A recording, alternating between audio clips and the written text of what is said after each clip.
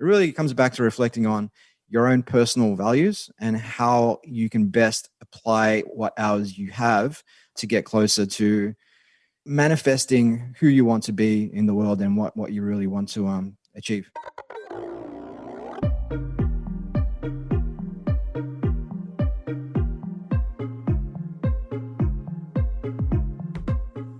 Welcome to the Productivityist Podcast. It's me, Mike Vardy, and this week on the program, Steve Glaveski returns to the show. This time, we start talking about his book, Time Rich.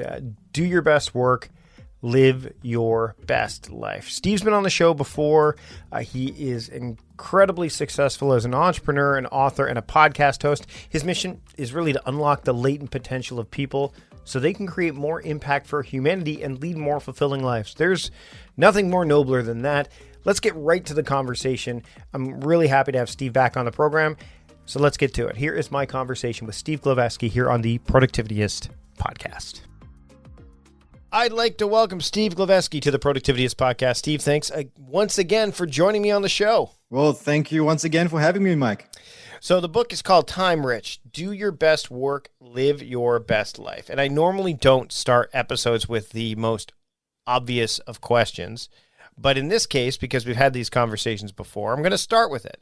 What was the compelling reason for you to write this book, considering that you and I both know that there are a lot of books that are out there about time management and the value of time? Mm-hmm. What was the impetus for you to put this out there?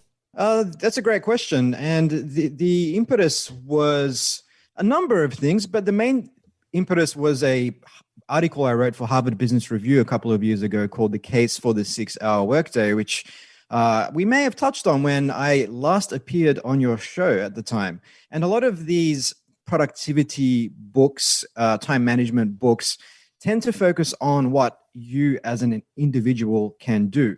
And yes, the book does touch on that, but it predominantly focuses on what companies can do to build more high-performance organizations and unlock their people's potential to perform at a higher level.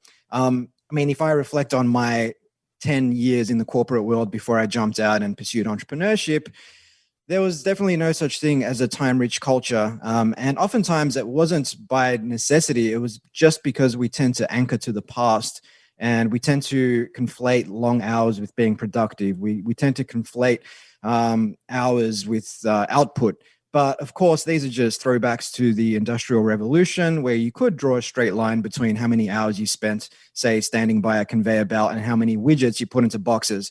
But when it comes to today's work, when it comes to knowledge work, cognitively complex tasks require a different approach. It's not necessarily that there is a straight line.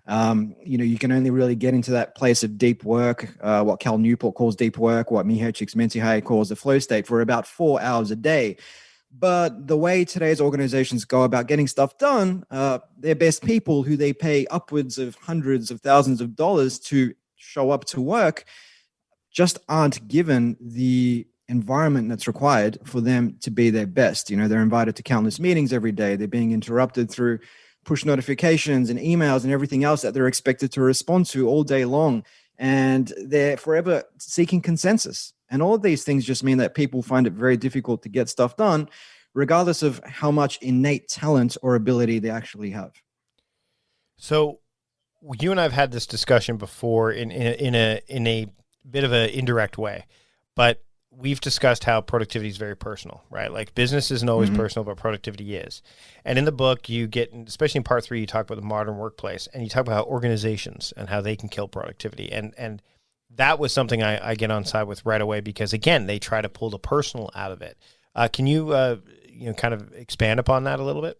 Yeah, sure. So when organizations go about getting stuff done. I wrote an article recently on this called Why Your Organization Probably Runs Like Crap. And crap was a not so visually compelling mnemonic, which effectively stood for consensus seeking. And that basically comes back to the fact that as organizations get bigger, trust tends to wither away. When you're a 5-person team, everybody knows each other. There's a lot of camaraderie and everything else that comes with that. And even if you don't have policies in place, people tend to be aligned with the mission. They're not going to do the wrong thing, providing, that they're effectively incentivized.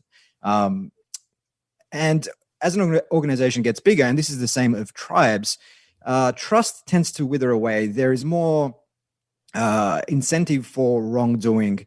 There is less likelihood that you're going to know the people who work in marketing and sales in HR, because you have these divisions between departments. And so if you find the opportunity to perhaps do the wrong thing, you will take that path. But not only that, the reason why we also have consensus seeking is because of a tendency to want to outsource accountability, just in case you do the wrong thing. And that comes back to, psychological safety. It comes back to the culture of fear that many organizations have, which comes back to just focusing on delivering on an existing repeatable business model rather than building these organizations that are about exploring and discovering the next business model, because they require fundamentally different ways of working.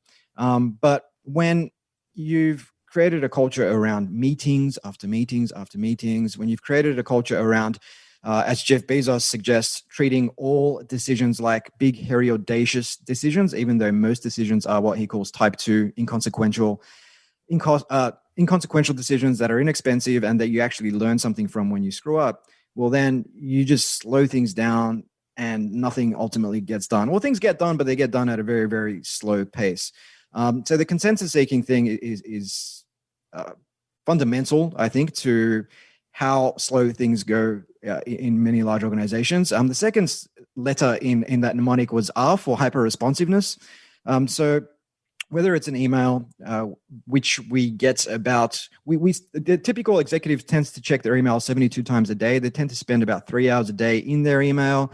And they tend to check it within 20 minutes of an email coming in. They'll respond to that email. So that all means that people are task switching all day long. So when you're task switching, it can take you up to 23 minutes to get back into the zone. And if you're checking your email, say every 6 minutes, for example, then chances are you're not spending any time in the flow state where you're doing your best work. You're just engaged in shallow level work all day long, which also, not only are you not getting anything done, but it also leaves you feeling like crap, so to speak. Then the A in crap is availability, saying yes to all sorts of things. And there is a tendency that we expect to attend a meeting if we have been invited. And in most organizations, you can just block time in someone's calendar without giving it a second thought. And that's something that Jason Fried over at Basecamp has talked about, where he says, look, at Basecamp, you can't just block time in someone's calendar. You need to sell that meeting. You need to give them a reason why they must attend. Whereas in your typical organization, no one, no eyebrows are raised when 8 people are invited along to a 1-hour meeting where information is just exchanged, where that could have been done, say, via Slack or Microsoft Teams instead. But that's par for the course in many organizations, and that sort of behavior has been normalized. And when you have 8 people turning up to a 1-hour meeting, that's an 8-hour meeting effectively, as far as that organization is concerned. And then finally, P, the process paralysis piece, which kind of dovetails off consensus seeking, but this shows up in myriad ways, one of which is high delegations of authority. So, organizations put policies and processes in place so that they can execute on that business model reliably and decrease the likelihood of error. But like an assembly line, it helps to keep an organization efficient at getting stuff done. But if the world around that assembly line changes, then you're efficient at getting the wrong things done. As Peter Drucker said, there's nothing worse than the wrong things done right. So delegations of authority in many organizations could be that, deciding where to invest $500 worth of capital requires 1 or 2 signatures. And something like that, coming back to the whole type 1 versus type 2 decisions, really shouldn't require too many signatures, if not any at all. Like, you should give your people who you've employed for a reason to make good decisions some agency over those decisions, so that they can make them, they can invest, and they can learn. But it doesn't necessarily need to be the investment of capital. It could also come back to their own personal, not personal decision making, but also just decisions that need to be made that are unrelated to the investment of capital. But oftentimes these decisions require multiple people to sign off. And as you know, in many organizations, if you need 2, 3, 4 people to sign off on something, that can take weeks to get across the line. Yeah. And ultimately, it's a very, not only does it mean that things take a lot longer to get done, but again, there is a lot of work that's been done on workplace stress. And when you don't have a straight line between, when you've got really long feedback loops and when you don't have that sense of control, that's very demoralizing, and it can lead to workplace stress. It can lead to anxiety, depression, all sorts of stuff that comes out of the workplace where you just don't have that sense of control. And if we're spending half of our time at work and we don't feel like we have any sense of control over our work, well, that's not a very empowering place to be. Well, and then you end up being time poor to a degree, right? Because you're always scrambling. I want to know the phrasing "time rich," and where that came from, and how do you define it? Because I think that having that explanation is key for people to be able to, because when I was thinking about it, and then when I started to read it, it's not totally what you think it is, right? Yeah. So time rich, let me step back. So if I think about Seneca, the ancient Roman philosopher, he wrote the book on the shortness of life. And in that book, he said that people are frugal when it comes to guarding their personal property, when it comes to guarding their money, but not so when it comes to their time. But time is the one thing it is right to be stingy with, because once you've spent your money, you can earn that back. But once you've spent your time, you cannot. So we tend to overvalue money in today's society at the expense of our time. I think it was Naval Ravikant who may have said that we exchange our time to get money, but really what we should be doing is exchanging our money to get time, because we're here to live our lives, not try and rack up as many zeros as possible in our bank accounts and then just focus purely on that. And then if you look at the 5 regrets of the dying, something that I captured in the book by a palliative care nurse called Bronnie Ware, one of the regrets was I wish I hadn't worked so hard. And the second regret was I wish I had spent more time with family and friends. And the third one was I wish I lived a life true to myself. And when I reflect on how so many people are going about their professional lives, working 10, 12-hour days, ad infinitum until they're basically retired, and then they're hoping to sail off into the sunset. But by that point, they tend to have all sorts of physical and or emotional, mental ailments that prevent them from really living full lives. That's nothing short of tragic. And when it comes to time rich, it really is a matter of personal interpretation, because it comes back to your own values and how you choose to live your life. I mean, you might free up a lot of time and choose to invest that back into your work. I mean, if you are working on something that has a meaningful pursuit behind it, there's nothing wrong with working long hours, providing you can draw a straight line between those hours and the output that you're generating for the organization. But chances are, once you get to 4, 5, 6 hours a day, if you have cultivated the ability to get into flow, if you have automated, outsourced, delegated away all of the low value tasks, and if you have over time learned which tasks aren't really worth doubling down on, and you've eliminated or mitigated them, then you'll find that after X number of hours a day, you're better off going off and working on something else. And it's not just that, but the other aspect to being time rich is, what do you want to spend your time doing away from the office as well? I think so many of us will fall into the trap of just working because that is a socially validated activity. It's comfortable. It's something we're familiar with. We do it almost every day of our lives. But it's much easier to do that than it is to, say, go off and maybe work on a relationship you've got that perhaps needs some work, or go off and pursue some new interests and expand your experience of the world and of life. That stuff might get you out of your comfort zone, and it can be daunting for a lot of us to do that. But ultimately, that's where you have your most rewarding experiences. So it really comes back to reflecting on your own personal values and how you can best apply what hours you have to get closer to, I guess, manifesting who you want to be in the world and what you really want to achieve. Meal planning is important because it prevents us from being a disappointed wreck when dinner time comes around and we have no clue what to make, or even if we have the ingredients to make the meal. It's a time and a money saver, but most importantly, it frees up valuable brain space. Creating a meal plan prepares us for the week to come and gives us peace of mind that we're organized and can feed ourselves and our family. That's why I do it, and that's why Plan to Eat helps me do it. Your subscription includes access to the Plan to Eat website and fully featured mobile apps on iOS and Android. And Plan to Eat gives you the tools to clip and organize recipes from any website, the ones your family loves and that fit your dietary preferences and needs. And you can create a meal plan around your schedule. Then what happens is the Plan to Eat software automatically creates an organized shopping list based on your plan. So sign up for your free trial at plantoeat.com/timecrafting. That's plantoeat.com/timecrafting. The coupon will be automatically applied to your account and can be used when you're ready to subscribe. It's valid for new customers only. Give Plan to Eat a try today. And now let's take a break from our conversation to talk about this episode's sponsors. I'm really excited to have SetApp back as a sponsor of the Productivityist podcast. Now, getting things done is a real challenge, and SetApp helps you with that. Everyone struggles with getting things done. SetApp makes it easy for you to get the apps that you need to do what you need them to do. I mean, bottom line is that there are so many apps out there to choose from, and not all apps do what they promise that they are going to do. So you're downloading apps that don't necessarily do the job that you're going to need. You're setting up accounts, and you might even be paying for them. But then they sit unused, and you feel all bad about that. Well, you don't want to clutter your devices with apps that didn't work out.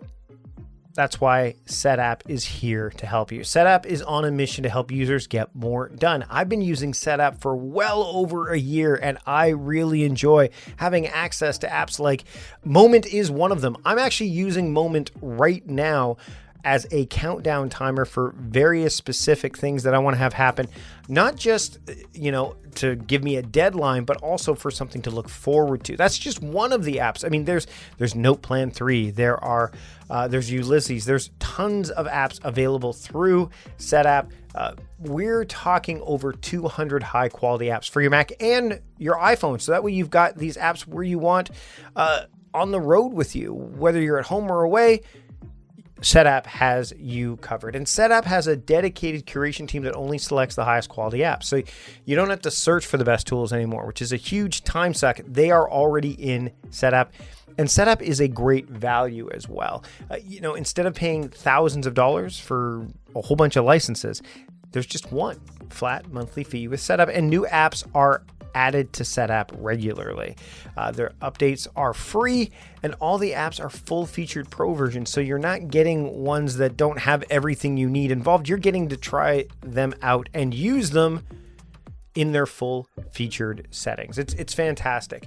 I am a massive fan of what SetApp is doing, and I know you'll get a real productivity boost from using what SetApp has to offer. I want you to head over to setapp.com right now to try SetApp for free for a week. And if you like SetApp, then plans start at just $9.99 per month. That's a steal. You can use SetApp for as long as it's useful for you. And look, I've told you, I've been using it for well over a year, and I renewed. I paid up. I'm not getting paid. I'm not getting a free service for this. I ponied up and paid for SetApp because I believe that much in the product. I know you'll enjoy it. Trust me. I think you'll get a real productivity benefit and just an overall benefit from putting SetApp to use in your life. So check it out, setapp.com. That's SETAPP.com. Get that free trial for a week, and then check out one of their plans that just start at $9.99 per month. Again, thanks to SetApp for sponsoring this episode of the podcast. Give SetApp a try. Head to setapp.com today. There is a lot of uncertainty in the world, not just right now, but in general. And that kind of uncertainty can interfere with you leading the life that you want to live. It can make you unhappy, it can make you anxious, and it can keep you from achieving the goals that you really want to achieve. I know that uncertainty can wreak havoc with me, and I've taken steps to make sure that that doesn't happen in the future, and I've used BetterHelp to do that.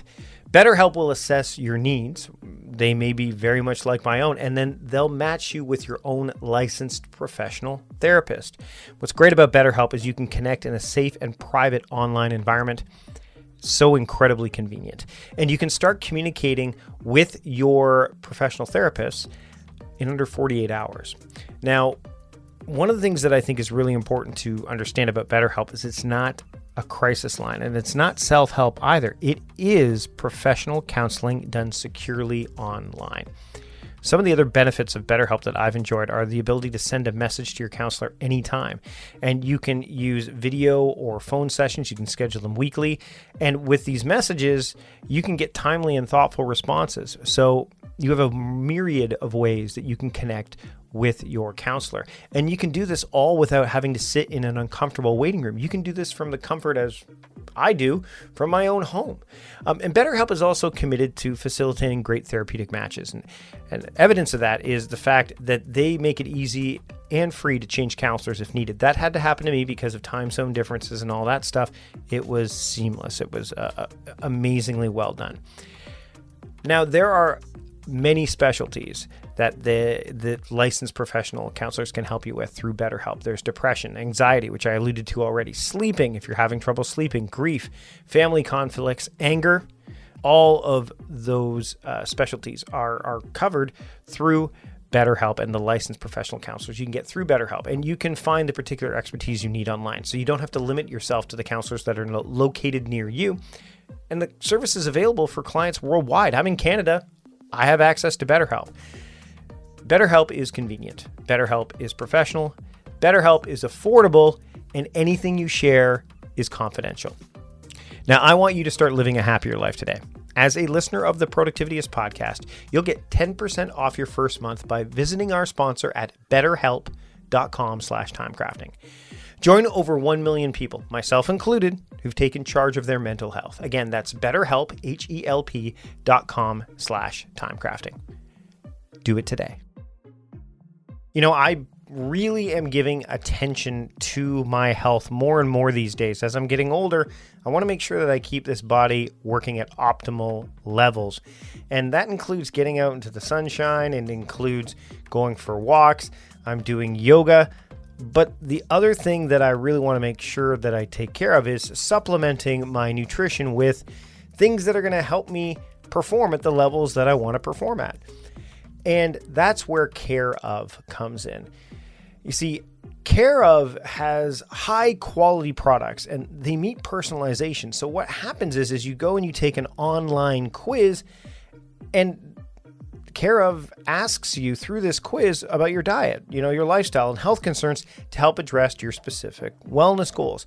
Care Of's holistic online quiz is like getting a one-on-one consultation with a nutritionist without leaving your house, and you get a personally tailored approach to your unique health needs. I know I did. And then you follow Care Of's expert recommendations or adjust your pack at any time if that's the case. If you need to, what you get is totally up to you. Really, at this time of year, as the weather clears up, you want to spring into a healthy mindset and lifestyle. Mindset is a huge part of productivity. And as we begin to focus on health, as we all make our way out of the winter months and into warmer weather, this is where Care Of can come into play. Now, I'll tell you, this online quiz really worked for me. It's based on what I need. Magnesium is something that I want because I want to support muscle recovery, and also going to help me with some sleep. Now, I live in Canada, so sometimes the sun doesn't come out or stick around as long as we need it to, so vitamin D is part of it. And then, even though I'm a night owl, sometimes my energy wanes in the afternoon, and I don't want to be pumping back caffeine, so rhodiola is what was recommended. Then fish oil, and that's because my family does have a history of heart problems, so fish oil was recommended. All through this online quiz, it was fantastic. It did not take hardly any time at all, less than 5 minutes to go through it.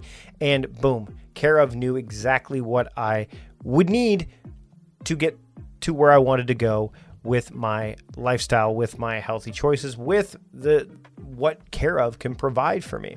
So if this is something that interests you, and believe me, a healthy body, a healthy mind leads to more productivity, then I encourage you to check out what Care Of has to offer. And keep in mind that this is sustainable too. That's another big thing. I think productivity is sustainable, and there are small, impactful ways to be more sustainable every day. And one of the things that Care Of allows you to do is switch from bulky bottles to their compostable vitamin packs. That's just a simple way to practice a more eco-friendly mindset at home or on the go. So there you go. There are so many reasons to give Care Of a go.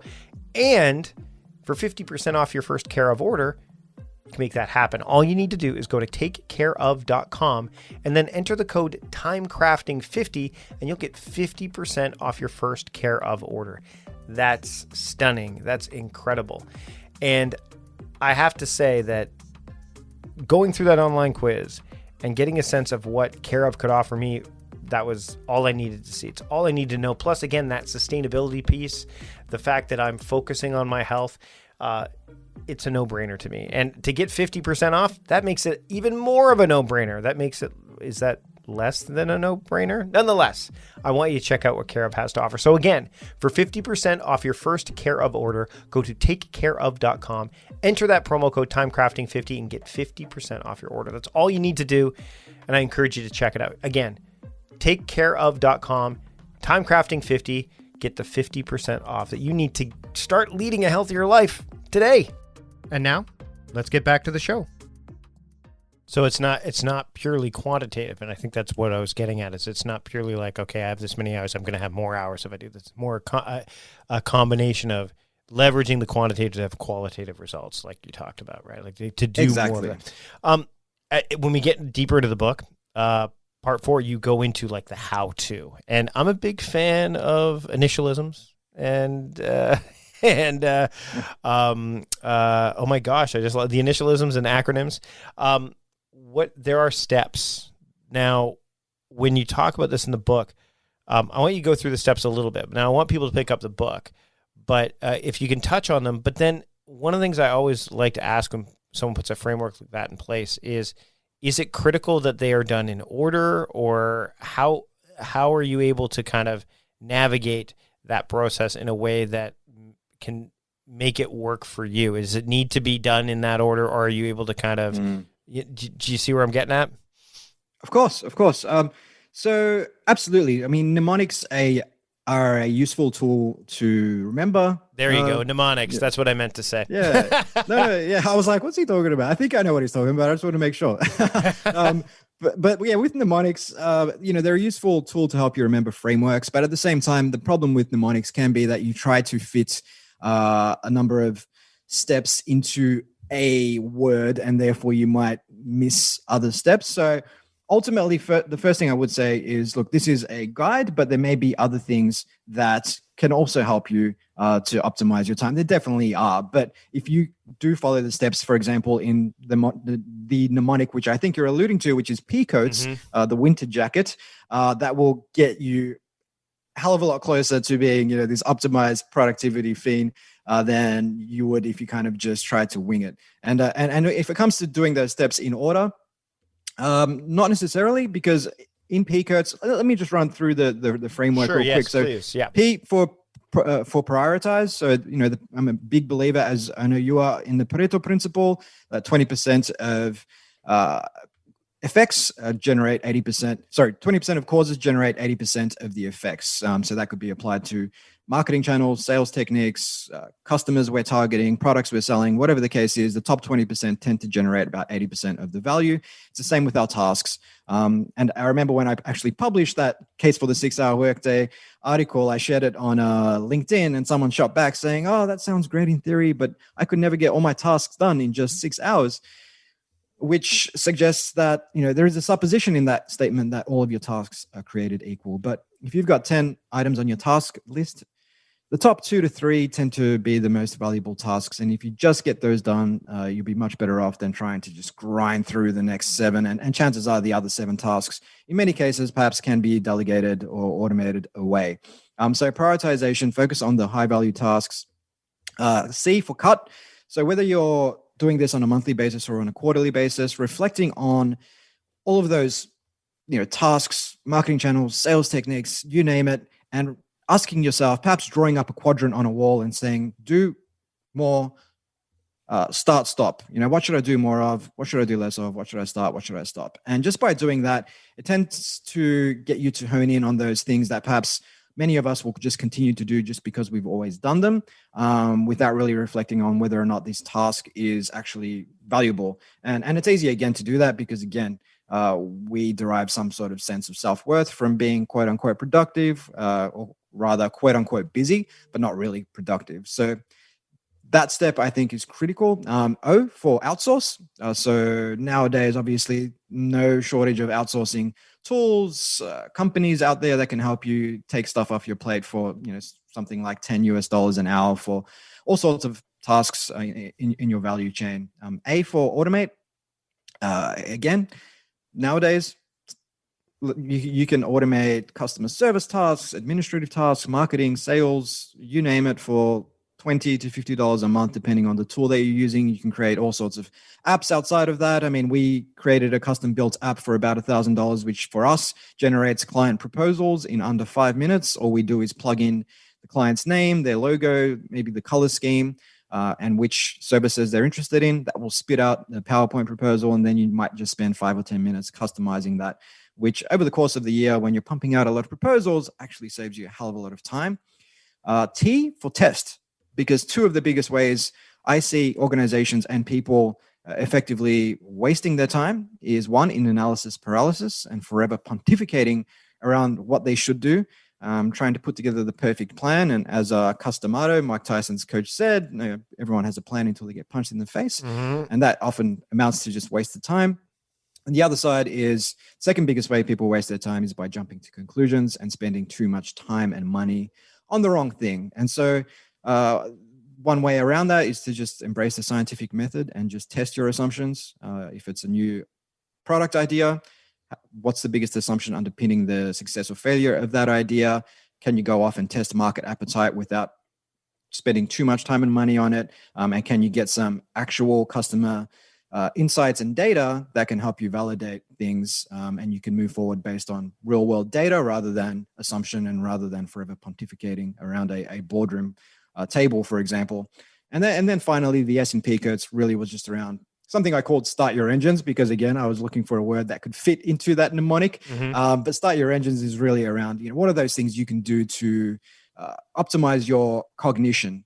So that would be, exercise, nutrition, sleep, getting some sunlight, movement. I talk in the book about how we have we tend to glorify working through lunch and having lunch at your desk, because that signals to the rest of the organization that you're being productive. But realistically, that can have a counterproductive effect. One such study that I refer to in the book was done on 3 groups of scientists. So one group worked 20 hours a week, the second 35 hours a week, and the third 60 hours a week. Now, the 20 hour a week group was actually twice as productive as the 35 hour a week group, and the 60 hour a week group was the least productive of all, because you're just not giving your brain the time it needs to restore, to rest and rejuvenate. And so you might be turning up to work, you might be turning up to your Zoom calls and Slack channel, but you're effectively burnt out. Like, your body's present, but your inside is not. And that's essentially where the term burnout came from. Herbert Freudenberger coined that term, because if you look at a house that's been ravaged by a house fire, it's still standing, but if you walk inside, it's just been burnt to a crisp on the inside, but the shell is still standing. So when it comes to starting our engines, something as simple as, say, a 15-minute walk outside in nature has been shown to release brain-derived neurotrophic factor, or BDNF, which is essentially our caveman brain associating movement with a fight or flight moment. And so it releases BDNF, which essentially helps us to focus, and it also helps us feel better. So these studies around movement actually show that not only are we more focused after a 15-minute walk, but we also emotionally, our emotional well-being increases, and we're less likely to develop anxiety and depression in the long run if we're forever sedentary. So these are the types of things where if you do these things, you then come back to your work feeling better and more. You open those neural pathways and you can actually get stuff done at a higher level, rather than just sitting at your screen, sitting at your desk, staring at your screen, and just winding up on Twitter and getting into some sort of tribal battles over there. One of the things I've struggled with, even knowing this, and this is the kicker, is that I know this, is the outsource and automation piece. Now, I'm good at automating. I've gotten better at that. I think what I've found, and I don't know if anyone listening feels this way, is that there's such a confluence, or there's this crossover between what you can automate and what you can outsource now, because a lot of things that you used to be able to just outsource to someone can now be taken care of by a service. So how do you recommend someone navigate those waters? I'll give you an example. I use Woven as my calendar app of choice, and I've long been really good at using calendar app booking apps rather than a person, because a person could do far more human-centric things, right? Like, for example, I've outsourced things like creating a PDF from a document. That's something that a human can do because there's some design sensibilities. Creating a podcast survey, for example. So there's a listener survey for the podcast. I outsource that. Not something I could automate. So do you recommend people sit down and go, okay, like make a list of what could be all of the outsourced stuff? Yes. And then what of those things could be either put through an automation service, or are those, like, how do you work your way through that? I would look at that as part of the C step. So cut, when you draw up that start, stop, more or less quadrant, what are the things that you can start automating that you're currently outsourcing? But I would also look to the actual task itself. Like, does it require some form of cognitive complexity? How much customization is required? Is there a risk to this being automated, and is that going to compromise the end result of what you're actually trying to do? And are you better off just paying someone to do that? Do you have a good relationship with the person that is doing it, and have they been doing it to a very high quality up until this point? You want to look at all of these factors before you automate something. Like, you definitely don't want to just, if you've got someone sending emails on your behalf and then you automate that, and then you start sending out, "Hi, first name, good to see you," or "Been a while since we last spoke," then obviously that's not going to reflect well on your brand. So you want to look at what are the underlying sort of risks, what's the nature of the work, how repeatable is it, how often is it done, what's the cost of what's the cost of outsourcing it over a period of 12 months versus the cost of automating. Is there a high risk of human error if you're outsourcing it, and what is the consequence of that risk? Are you better off automating it as a result? I think if you have, like, you can take that very regimented approach where you just walk through all of your current tasks that you're outsourcing, and then reflect on these variables and determine whether or not you want to automate them. Or you might get a feel for things as you go. The more organic approach, which is, look, I know I'm outsourcing this at the moment, but I know now that there are other tools out there that can automate this for us. And then as you're going along, you start testing these automation tools. And, like, for example, recently I spun off a media outlet called nofilter.media, and I was paying someone to take articles that some of our writers had submitted in Google Docs, and then they jump into our CMS, which is Webflow, and they'd copy paste all the article content. But I asked myself, and this is perhaps when you've got that mindset which is skewed towards how can we do this better? Mm-hmm.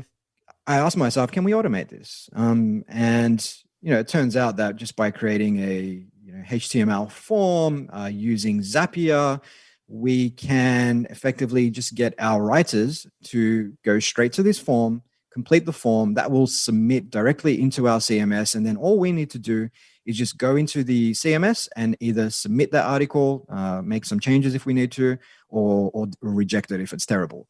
And so that saves us the outsourcing step. It saves us money there, but it also means that we can grow at scale. So instead of having hundreds of Google Docs lying around and having a team of outsourcers, madly trying to get that stuff up, we can just reach out to, tons of writers around the world and say, hey, we'd love to have your content.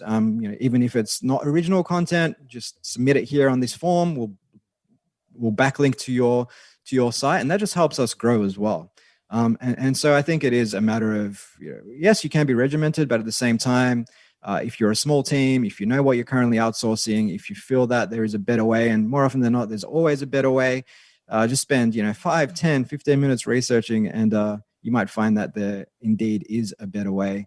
And on that, I will say that people, whether they're executives at large organizations or entrepreneurs that I speak to, will always say, yeah, that sounds great in theory, but I just don't have the time to do that, which, it's ironic because you make that investment up front, Yeah. you do some research, you outsource the task, you put together some instructions, or you automate the task, and that will repair itself, orders of magnitude times over. So it's always worth making the investment up front. Last question before I let you go. Normally I ask something completely different, but going through the book, there's an appendix. And I'd love for you to share, because I think that this might be the answer to the question I usually ask, which is what is one thing you can do to start becoming more time rich today?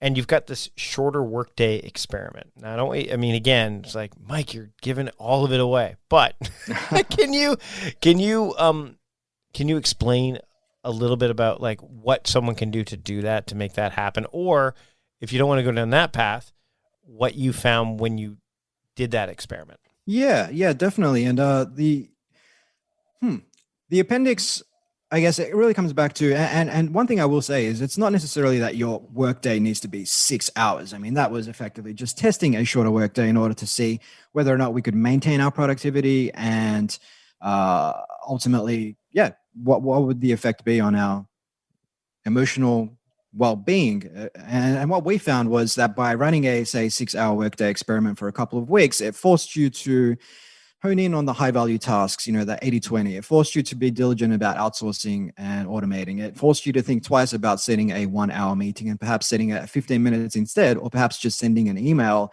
if that would suffice, if you're just communicating information. It would force you to cultivate the flow state when you get to work in the morning, rather than spend the first hour, checking your mentions on LinkedIn or Twitter or something like that. Because ultimately, as human beings, we're predisposed to taking the path of least effort. And so for us, we found that, it definitely maintained, if not improved, our productivity, because it forced us to ask these questions and to continue to apply these things over a longer period of time than just the 2-week experiment. But it also meant that people had a hell of a lot more time to focus in on other things. One of my colleagues at the time had a young 3-month-old daughter, so we got to spend a hell of a lot more time with her as well. And so for us, the benefits were obvious, and the costs, there effectively were no costs. I mean, what some people say that, if you're working less hours, does that mean you're paying your staff less? And no, that's not it at all. In fact, if they're creating more value, you should think about paying them more, because ultimately what matters is not the hours they spend in the office. It's about the output and the outcomes that they're developing or that they're generating, whether they're working 30 minutes a day or 13 hours a day. That's really what matters. So I would say that for organizations or for people listening to this who are thinking about trialing a shorter workday or influencing their management to trial a shorter workday, really it comes back to one, setting your metrics. Like, what are you actually, how will you define success? Like for us, it really was using a number of metrics, whether it was, if you're looking at quantitative roles like sales, well, that's easier to measure. How many calls are you making? How many leads have you generated? How many sales have you made? But if you're looking at more, say, qualitative roles, where perhaps it's not as measurable as, say, sales, like, say, a design role, where you might be looking at agile story points, which is something we use in our team to measure whether or not that output is still where it needs to be. But you might also look at other metrics, like, how do people feel, which was something that we asked in a survey we shared after the experiment ran. Do people prefer the shorter workday? And of course, people tend to, but that's not always the case. I mean, sometimes people like spending a lot of time at work because they derive a sense of identity from that. And if you set them free at, say, 3 PM, they don't know what to do with themselves. So, and that comes back to what we were saying earlier about, it's easier to spend all day at work rather than go off and build or develop yourself in other aspects of life. So I think that's where you really start, Mike, defining those metrics of success, and then going off and effectively running that experiment and just applying some of the stuff that we've talked about today to ensure that people get to focus on the high value work, and that they try and break some of those bad habits that permeate the typical workplace, which is spending a lot of time being quote unquote busy, but at the end of the day, not really having that much to show for it, because we've basically spent all day task switching. We spent all day saying yes to all sorts of non-consequential requests on our time. We spent all day attending to meetings.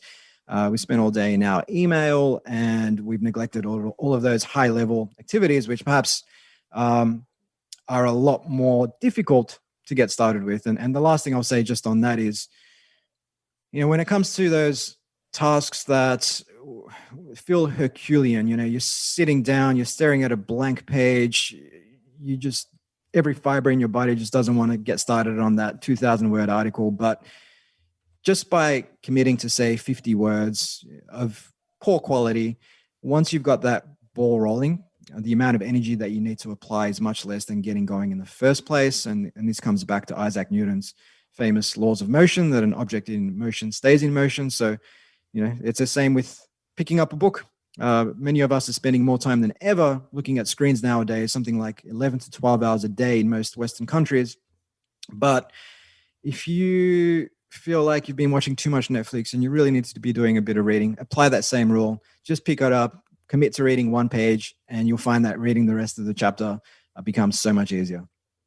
Steve, this has been a fantastic conversation, and I know we could keep going because there's so much and I think we had the same thing last time too. There's just a lot we can cover. The book is called Time Rich, Do Your Best Work, Live Your Best Life. Where can people pick up the book, and where can they keep up with you and your work? Sure, Mike. I appreciate you having me on again. It's been an absolute pleasure. People can pick up the book over at they can learn more about the book at timerichbook.com, and they'll find links there to all the places they can buy it online, basically anywhere good books are sold. And they can learn more about my work at steveglaveski.com. That's Glaveski. Steve, thanks again for joining me today on the Productivityist Podcast. Thank you so much, Mike. Big thanks to Steve for joining me once again on the program. You can get info and access to everything that we talked about through the show notes. Where you are listening to this podcast right now, you can find the show notes. And again, of course, you can go to steveglaveski.com to learn everything you need to know. If you enjoyed this episode, please give it a rating and or review in Apple Podcasts, Spotify, Stitcher, wherever you're listening to this podcast. It just helps me make the show better. And if you don't want to miss a single episode, or you want to get access to the back catalog, which features Steve's previous appearance on this show, as well as a slew of others that we've had on the show, and that way you don't miss a single episode of the great guests we've got lined up in the weeks and months to come, just subscribe to the podcast. Really, it's really simple. Just hit subscribe in the podcast app that you're using right now, and you'll make it happen. Simple as that. Simply put, that's the end of this episode. Thanks again for joining me on the program today. Until next time, I'm Mike Vardy, the host of the Productivityist Podcast, reminding you to stop guessing and start going. See you later.